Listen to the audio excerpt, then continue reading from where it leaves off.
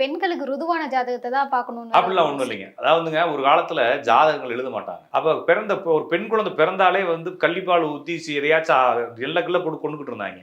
அப்ப ஜாதகம் எப்படி எழுதுவாய்ங்க? அந்த பிள்ளை பிறக்கிறதே இப்பயுமே வந்து 2 பிள்ளையா இருக்கு சார், பையன் பிறப்பானான்னு தான் கேட்குறாங்க. இவ்வளோ வளர்ந்து வந்துருச்சு. இப்ப வந்து நெறைய பேருக்கு குழந்தை இல்லாம கஷ்டப்படுறாங்க. அவங்க கூட என்ன செய்றாங்க? பையன் பிறப்பாங்களா?